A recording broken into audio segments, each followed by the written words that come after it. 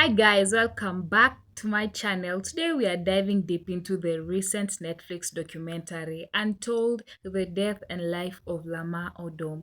It dropped like March 31st and Khloé Kardashian sat down for it, and it has stirred up a ton of old wounds, new accusations and major backlash. Let's get into it.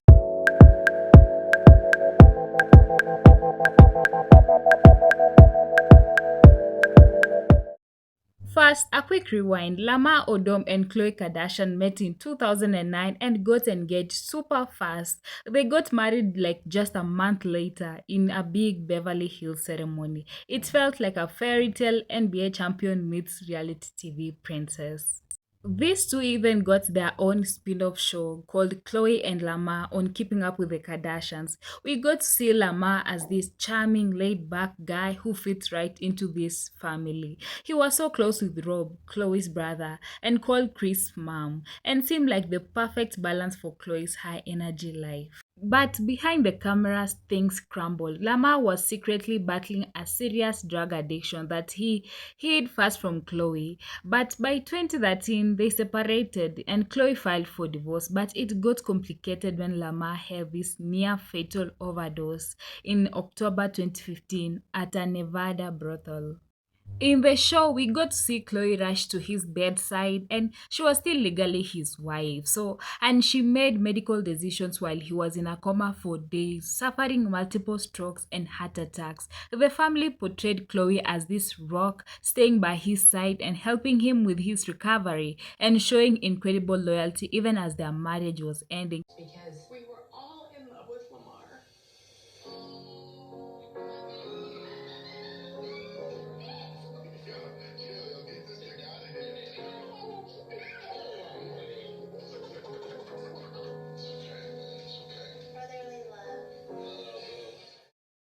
And now, fast forward to 2026, Netflix Untold series gave Lamar his platform to tell his story. His rise in the NBA with the Lakers, two championships, the fame and the addiction struggles got like to be told by Lamar himself. And Chloe agreed to participate in it and gave a very candid interview. Chloe described finding Lamar smoking crack in the bathroom just months after he got out of rehab. She even admitted to punching him in frustration during one incident when she caught him relapsing. I remember stopping by the house and I smelled crack.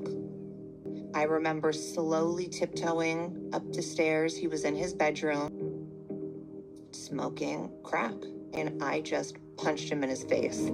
She detailed the whole chaos right after the 2015 overdose, the drug dealers showing up at the hospital, the media frenzy, and the medical nightmare. She revealed Lamar had 12 strokes and 6 heart attacks while in his coma. His lungs collapsed at one point, and the doctors gave dire odds on potential surgery. Lamar Odom is fighting for his life at Sunrise Hospital. I was doing a photo shoot for People magazine, and the night before, I had a dream about Lamar that he was dead.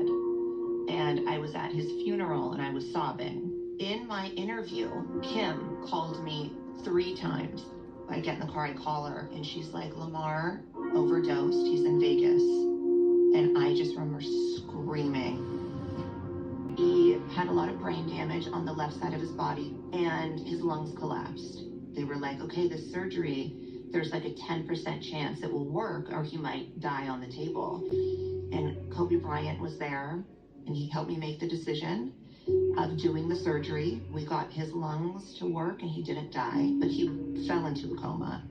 And the most shocking part is Chloe claimed that Lamar's father wanted to pull the plug on life support almost immediately. And according to her, Joe just wanted $100 and a pair of Nike shoes and a place to stay for the night. He just wanted in on the life insurance on Lamar, implying that he was thinking about cashing in on his son. His dad was there. I assume thought he's now the beneficiary to Lamar. And Joe just said, don't put him on life support, turn those machines off. And I remember walking in around that time, and I'm like, sorry, Joe, I'm still his wife. What do you need? And Joe wanted a pair of Nikes and $100.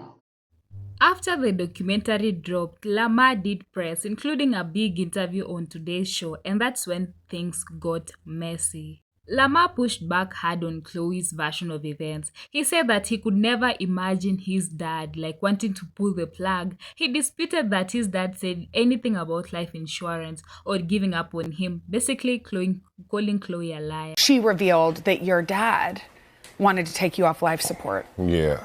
I was knocked out and sleep at that time, but, if you know Joe Odom, I don't think that's something that would ever come out of his mouth. Mm-hmm. And, I don't know where that got caught and mistranslated. You feel like that's not the truth? I mean, I just Or you'd like to believe that's not the truth? I mean, I just can't see him ever doing that. And to make the matters worse, Lamar downplayed Khloé's role in his recovery, basically saying that it was God and not Khloé who saved him. Yes, it was God working through Khloé. What does this man not understand? I'm so sorry, but when I saw this, I was like, oh my God, Khloé deserves better. You suffered 12 strokes, Yeah. 6 heart attacks. Yeah. You were in a coma for 3 days. Yeah. In the documentary, it talks about the fact that Khloé stepped in, tried to keep everybody out so that you could just get better. And, she stayed by your side. For 4 months. For 4 months. Yeah. After filing for divorce. Yeah. When you look back on that time, I mean, I have to say a lot of us were saying, you know what, Khloé, she rode hard for you. Yeah, she did. She took care of me. But God took care of me the most. And Fans on the internet did not hold back. Social media dragged Lamar for seemingly being ungrateful for everything Khloé did, like staying at the hospital, making tough calls, and supporting his recovery while they were divorcing. One thing about me is that I will ride for Khloé Kardashian till the day I fucking die. She is honestly a real life angel walking on this earth, and Lamar Odom was lucky to fucking have her in his life, because honestly, what would have happened to him if she had not been there? Imagine nursing a man back to life who publicly cheated on you just to find out he's still lying and smoking crack.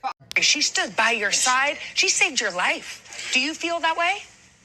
in some ways, God saved my life. I have to say a lot of us were saying, you know what, Khloé, she rode hard for you. Yeah, she did. She took care of me. But God took care of me the most. And The reason that Lamar Odom does not want to give Khloé Kardashian any credit for saving his life, which she objectively did, is because men think that it's a woman's role and a woman's purpose to take care of a man. Khloé hasn't stayed quiet for long, and she's clearly keeping up with what's going on online. Just yesterday, she addressed everything on her podcast, Khloé in Wonderland, with her best friend Malika. Khloé made it crystal clear that she was not paid a single dime for appearing in that documentary. She even said that she did it because Lamar basically begged her to participate in it, and he wanted her perspective in the film. Khloé expressed regret, saying she feels so dumb and played now. She told the story exactly as Lamar asked her to, the good, the bad, and the ugly parts of their relationship and his overdose. But then Lamar is going on press tours, acting annoyed with her and insinuating that she's a liar and discrediting her role in helping him and downplaying everything she did. But now Lamar is doing press. Annoyed with me. I can't stand it. Claiming or insinuating that I'm a liar. All these things, discrediting me, saying that I wasn't the one that helped him. That pissed me off as well, only because I was like, sir, you weren't. You were there, but you were a shell of a person. I'm like, the things that I witnessed and was there for, even the week that I was in Las Vegas, I was like, I want my friend out of here. But I knew what you were doing was so honorable and so loving. Like it is who you are and what you would do. So we fast forward how over a decade later, and you want to tell the story, but you want to tell the person that they're not telling the story correctly. How, sir?